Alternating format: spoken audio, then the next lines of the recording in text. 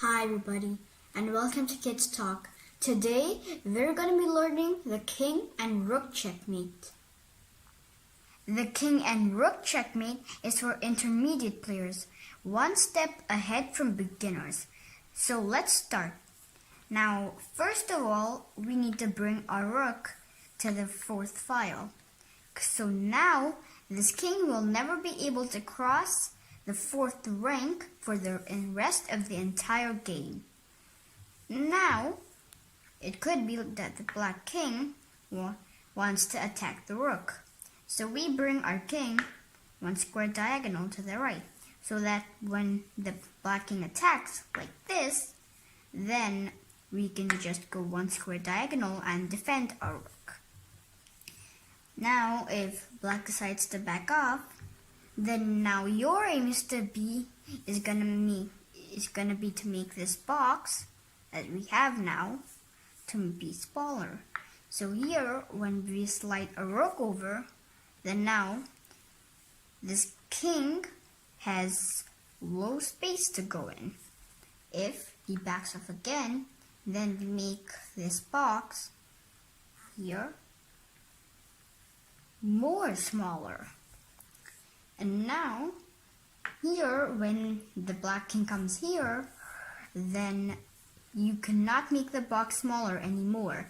Because if you do, then the King will take you back.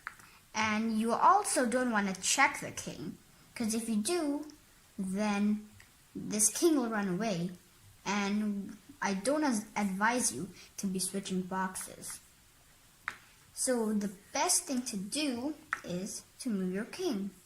It's very simple. If you can make the box smaller, do so. And if you can't, move your King instead. So now if this King comes here again, then again, we cannot make the box smaller. Because don't check the King, or otherwise the King will run away. So we move our King. Very slow process. Now the King backs off, and so does the Rook. It's a very slow process, as you can see, but slow is steady, and steady wins the race. This box is getting very smaller. Not a whole lot smaller, but it is getting smaller. Now if the King comes here, then our King comes here. If our King comes here, then our King comes here. If the King backs off, then we make the box smaller. If the King backs off again, we make it more smaller. And now, as you can see,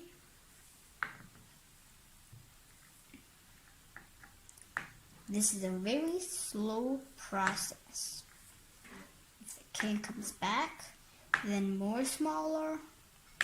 Here we make it more smaller. And now when the King touches the corner, then you come here. After the King comes to A7, you come to C7.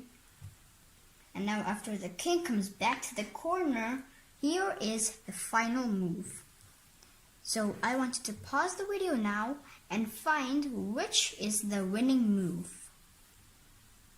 So there are many checks in this case, but it's not Rook to B8 because the King will hop down the board. The winning move is Rook to A6, and it's a checkmate because the King is in check. He cannot move here because of the Rook. He cannot go here because two Kings can never touch, and he cannot go here, because again, two Kings can never touch. So this is a checkmate. So kids, if you follow my advice, then it could be that in this position, it's your turn to move. So what should you do in this case? Well, it's simple. Just play a waiting move. Now, what is a waiting move? A waiting move is a move that does nothing. It just passes the turn to the next player. Here, all of these squares on the third rank are the squares that this Rook could go for a waiting move. Let's say the rook comes to a3. It looks crazy, but it's not. It's genius. Because the king still has to go to the corner, and now this rook can come here and play his favorite checkmate. Twice. Practice this like 100 times and you'll be perfect. Because slow is steady, so remember this thing. So guys, did you see this rook and king mate? Just by a king and a rook, you can checkmate a lone king. It is difficult, it's not easy, but practice makes perfect. Well, so if you like this video, then like, share, subscribe, and as I always say, smash that notification bell so you know when our videos come. Here is the subscribe button. Subscribe to my channel. Bye bye.